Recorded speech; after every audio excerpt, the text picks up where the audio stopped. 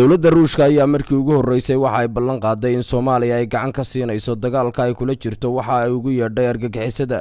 wasiirka arrimaha dibadda Ruushka Sergey Lavrov waxa uu sheegay in xukuumadda Moscow ay qorsheynayso in Muqdisho ay ka taageerto dadaalada lagula dagaalamayo kooxda Al-Shabaab. Lavrov ayaa hadalkan ka sheegay kulan ay magaalada New York ku wada yeesheen ra'iisul wasaaraha dalka Soomaaliya Xasan Cali Khayre oo Soomaaliya uga qayb galaya shirka 17aad ee golaha qaramada midoobay. wasiirka arrimaha dibadda Ruushka waxa uu xaqiijiyay in Ruushku isagoo tixgelinaya saaxiibtinimada Ruushka iyo Soomaaliya oo uu ku tilmaamay mid taariikhi ah ay diyaar u yihiin in Soomaaliya ay gacan ku siiyaan dadaalada ka dhanka ah xag jirka iyo argagixisada. warbixin ay daabacday wakaaladda wararka dalka Ruushka ee magaceeda marka la soo gaabiyo loo yaqaano TASS waxa lagu sheegay in wafdiga labada dhinac ay isdhaafsadeen aragtiyo ku aadan sidii horumar looga sameyn lahaa xiriirka u dhaxeeya, waxaana dhinacyadu ay ku ballameen sida warbixinta lagu sheegay in la ballaariyo iskaashiga dhinaca siyaasadda, ganacsiga iyo dhaqaalaha ee u dhaxeeya Soomaaliya iyo Ruushka. Nuruddin Cali Joog, SABC TV, Hargeysa.